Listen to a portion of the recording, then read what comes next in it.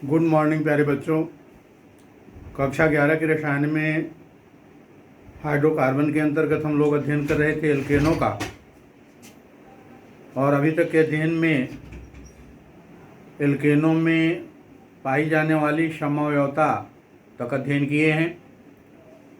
इसमें आप जान पाए कि एल्केनों में संरचनात्मक समअवयवता के अंतर्गत श्रृंखला समअवयवता चेन आइसोमेरिज्म पाई जाती है, और वे एल्केन जिनमें कार्बन परमाणुओं की संख्या 4 या इससे अधिक रहती है वो श्रृंखला समअवयवता दर्शाते हैं। इनके अणुसूत्र समान रहेंगे, लेकिन कार्बन की श्रृंखला में भिन्नता के कारण गुणों में अंतर पाया जाएगा। कार्बन संख्या 4 ब्यूटेन के श्रृंखला समअवयवों की संख्या 2 होती है। कार्बन संख्या 5 वाले एल्केन पेंटेन के श्रृंखला समअवयवों की संख्या 3 होती है, और कार्बन संख्या 6 वाले हेक्सेन के श्रृंखला समअवयवों की संख्या 5 होती है। इस तरह से आपने याद किया कि यदि एल्केन में कार्बन हो क्रमशः 4, 5, 6, तो इनके श्रृंखला समअवयवों की संख्या होगी 2, 3, 5। 4, 5, 6, 2, 3, 5, इसे आप याद कर लेंगे। चलिए आज अध्ययन करते हैं एल्केनों की संरचना का। स्ट्रक्चर ऑफ एल्केन, एल्केनों की संरचना में आपको यह जानना है कि एल्केनों में कार्बन परमाणु पर sp3 संकरण पाया जाता है। sp3 संकरण मिलता है। कार्बनिक यौगिकों में 3 प्रकार का संकरण कार्बन पर मिलता है, इसे समझ लें। sp संकरण, sp2 संकरण और sp3 संकरण। 3 प्रकार के संकरण कार्बनिक यौगिकों में कार्बन पर मिलता है। 3 ही हैं, याद करना सरल है। और आप याद कर लें sp संकरण, sp2 संकरण और sp3 संकरण।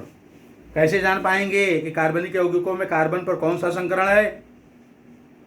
तो आपको जानकारी होनी चाहिए कि कार्बन परमाणु परस्पर एकल अन्य परमाणुओं से या समूहों से एकल सहसंयोजी बंध द्वारा जुड़ सकता है। कार्बन की निश्चित संयोजकता 4 रहती है, तो कार्बन 4 अन्य परमाणु या समूहों से 4 एकल सहसंयोजी बंध द्वारा जुड़ सकता है। या ऐसा हो सकता है कि कार्बन किसी के साथ द्विबंध द्वारा जुड़ा हो और 2 एकल बंध द्वारा जुड़ा हो। या ऐसा भी हो सकता है कि कार्बन 2 परमाणु या समूहों से द्विबंध द्वारा जुड़ा हो, या कार्बन परमाणु 1 से त्रिबंध द्वारा जुड़ा हो और एकल बंध द्वारा। देख लीजिए,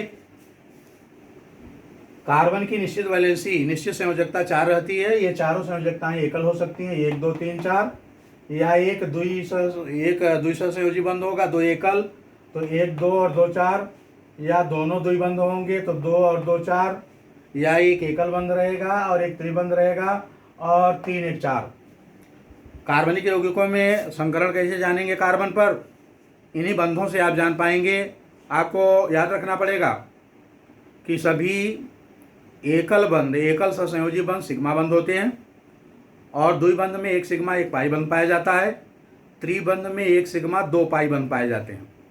कुल मिलाकर संकरण का ज्ञान, जो संकर ऑर्बिटल होते हैं, संकर ऑर्बिटल सदैव और सदैव सिग्मा बंध बनाते हैं। इसलिए कार्बन द्वारा बनाए गए सिग्मा बंधों की संख्या को गिन लें। यदि कार्बन की संख्या आ रही है, सिग्मा बंधों की संख्या आ रही है 2, तो संकरण हो गए sp। संख्या आ रही है 3, तो sp2 संकरण, और संख्या आ रही है 4। सिग्मा बंध कार्बन के सिग्मा बंध अगर 2 हैं तो sp संकरण। कार्बन द्वारा बनाए गए सिग्मा बंधों की संख्या 3 है, sp2 संकरण, और कार्बन द्वारा बनाए गए सिग्मा बंधों की संख्या 4 है, तो sp3 संकरण। और सभी एकल बंध सिग्मा बंध होते हैं। द्विबंध में 1 सिग्मा 1 पाई, त्रिबंध में 1 सिग्मा और 2 पाई। इस तरह संकरण ज्ञात करते समय कार्बन के द्वारा बनाए गए किसी भी बंध को सदैव 1 गिनिएगा। चाहे एकल बंध हो तो 1, द्विबंध हो तब भी 1 ही गिनिए, और त्रिबंध को भी 1 ही गिनिए। तो आप देखिए, आप समझ जाएंगे कि इस कार्बन पर संकरण है, सिग्मा बंध है 1 2 3 4, इस पर संकरण है sp3, इसमें गिन लीजिए 1 2 3 संकरण है, 3 के लिए संकरण है sp2, और इसमें देखिए 1 और 2 संकरण है sp, और इसमें देखिए 1 और 2 संकरण है sp। तो आप समझ गए होंगे कि कार्बनिक यौगिकों में कार्बन पर जो संकरण मिलता है, संकरण पाया जाता है, वो निर्भर करता है कि कार्बन कितने सिग्मा बंध बनाया, और संकरण ज्ञात करते समय सभी बंधों को एक ही गिनिएगा तो आप जान जाएंगे कौन सा संकरण है। अब यदि संकरण sp हो तो इसकी ज्यामिति आकृत रहेगी सरल रेखी बंध कोण 180 अंश। यदि sp2 हो तो ज्यामिति आकृत समतल त्रिकोणीय बंध कोण 120 अंश। और यदि संकरण हो sp3 तो ज्यामिति आकृत समचतुष्फलकी और बंध कोण होगा 109 अंश 28 मिनट। अब आप देखिए, ये मीथेन है और मीथेन में कार्बन पर संकरण जानना है तो 1 2 3 4 यानी इस पर sp3 संकरण है। ये एथेन है, इसमें कार्बन के द्वारा बनाए गए बंधों को गिनिए 1 2 3 4 sp3 संकरण, 1 2 3 4 sp3 संकरण। इस तरह जितने भी एल्केन हैं, वो चाहे मीथेन हो, एथेन हो, प्रोपेन हो, ब्यूटेन हो, पेंटेन हो, सब में कार्बन पर संकरण पाया जाता है sp3। कौन सा संकरण? sp3। और sp3 संकरण मिलता है, देखिए हमने पॉइंट आउट कर दिया है, संकरण मिलेगा कार्बन पर एल्केनों में sp3 संकरण।